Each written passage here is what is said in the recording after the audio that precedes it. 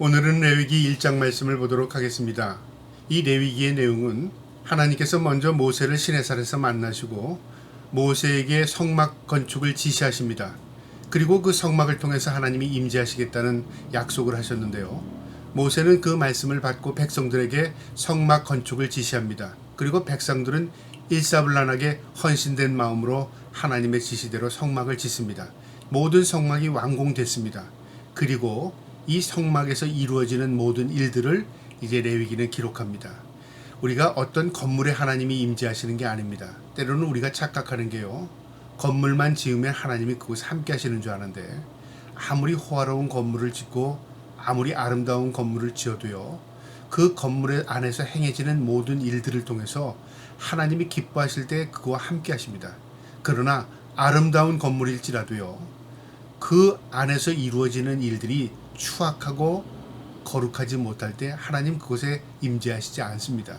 그러니까 오늘 이 레위기의 내용은요, 하나님의 지시대로 성막이 지어졌지만 그 하나님께서 그 성막 가운데 이스라엘 백성과 함께 하실 때 너희가 이렇게 하나님 앞에 나가라 하는 내용이 이 레위기의 내용입니다. 그러니까 우리를 거룩하게 구별하는 것이 무엇인가를 가르쳐주는 내용입니다. 오늘도 이 말씀을 통해서 하나님이 기뻐하시는 제사, 우리의 삶이 무엇인가를 깨달을 수 있는 저와 여러분 되기를 주님의 이름으로 축복합니다. 레위기 1장 1절에 여호와께서 회막에서 모세를 부르시고 그에게 말씀하여 이르시되 이스라엘 자손에게 말하여 이르라. 너희 중에 누구든지 여호와께 예물을 드리려거든 가축 중에서 소나 양으로 예물을 드릴지니라. 이제 하나님께서 지시한 대로 성막이 지어졌고요. 이제 그 성막 안에서 어떻게 행할 것인가를 또 하나님께서 가르쳐 주시는데 모세를 부르십니다. 그리고 너희가 나에게 이제 예배를 하려면, 제사를 드리려면 이렇게 해라 그 말이죠. 이 제물도 하나님이 정하십니다. 소와 양입니다. 여러분, 우리가 들판에 있는 어떤 동물 잡아서 드리는 게 아니라 너희가 가축으로 살아가는데, 목축업을 하는데 그 중에 너희가 소와 양을 구별하라 그 말이죠. 너희가 가지고 있는 것, 그것을 의미하는 것이고요. 너희가 귀하게 여기는 것, 그것을 의미하는 겁니다.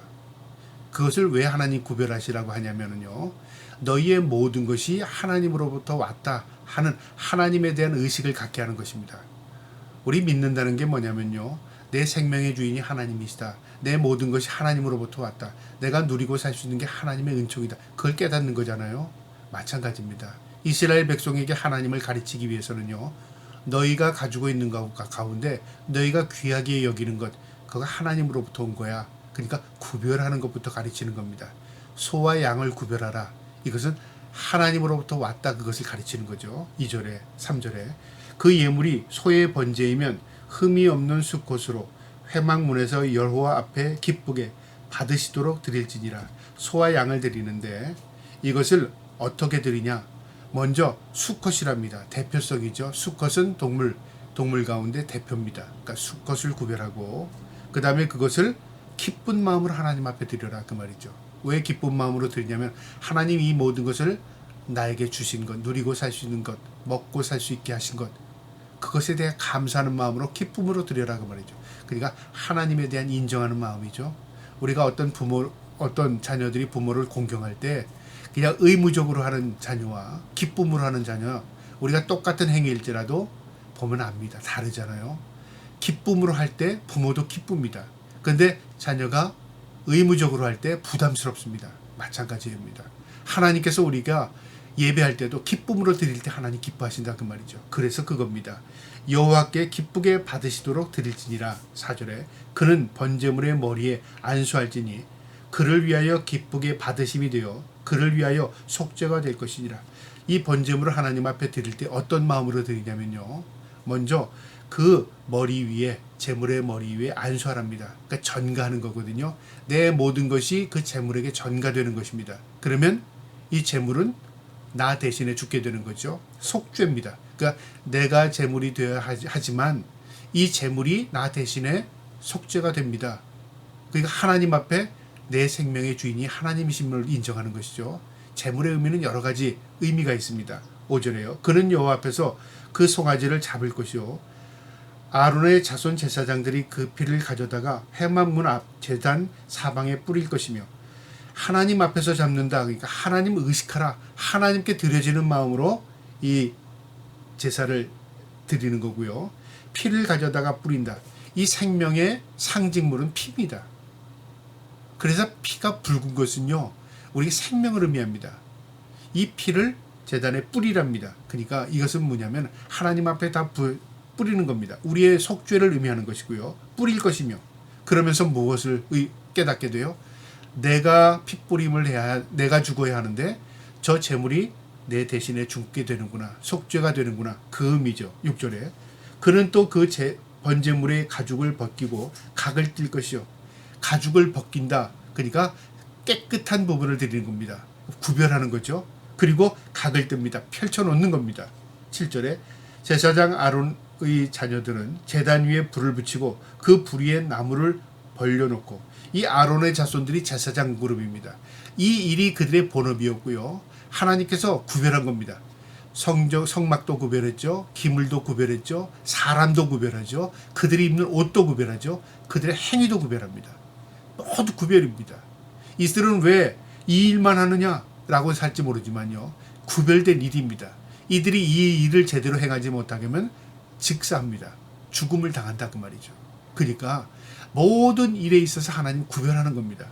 이 제사장 자손들, 이 아론의 자손들은 이제 이 제단을 불을 피우기 위해서 불을 이제 붙이답니다. 8절에 아론의 자손 제사장들은 그 뜬 각과 머리와 기름을 제단 위에 불 위에 있는 나무에 벌려놓을 것이며, 그러니까 이 제물들이 탈 수 있도록 벌려놓는다. 잘 모든 것이 완전히 탈 수 있도록 그 나무 위에 올려놓고 불을 붙이죠. 그 다음에 9절에 그 내장과 정강이는 물에 씻을 것이요.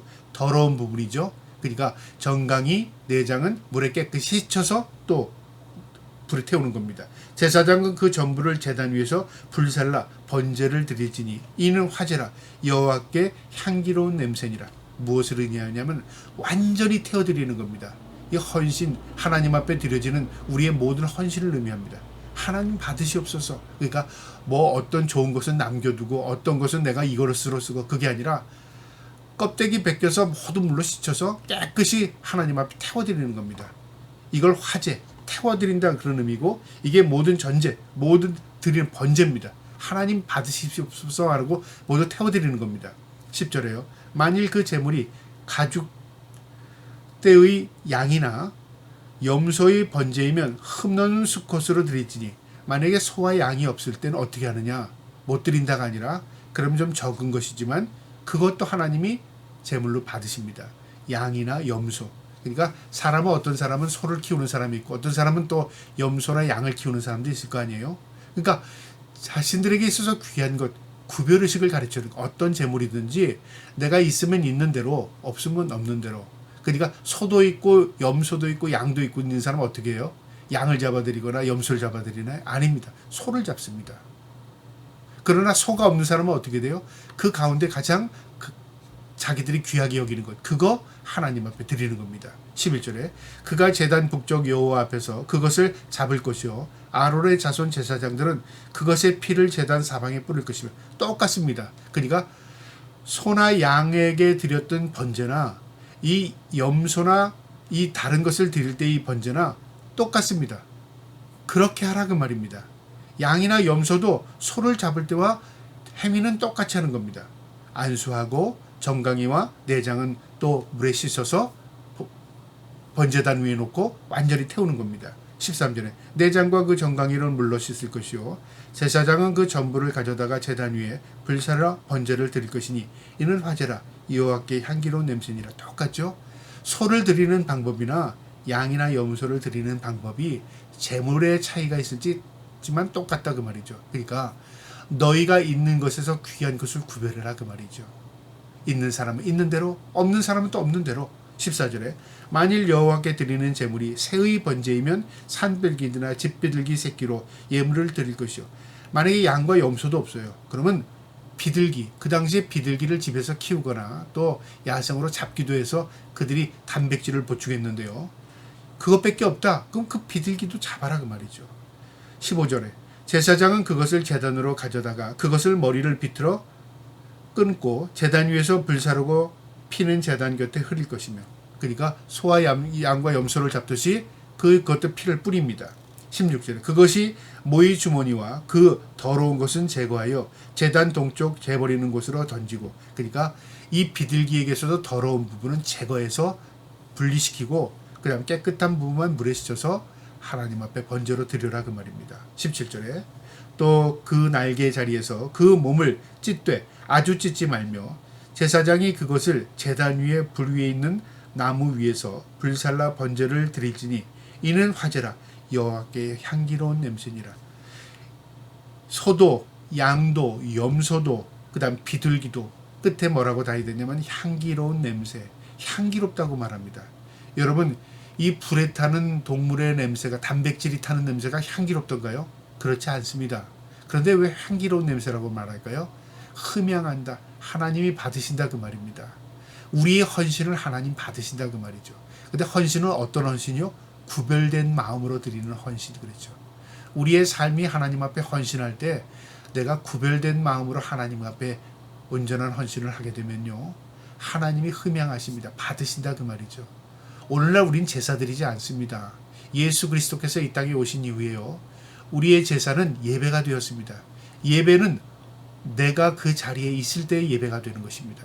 그리고 내가 드려지는 행위가 예배 행위입니다. 여러분 기억하시고, 내가 하나님 앞에 살아있는 참 예물, 제물이 될 수 있는 저와 여러분 되기를 주님의 이름으로 축복합니다. 아멘.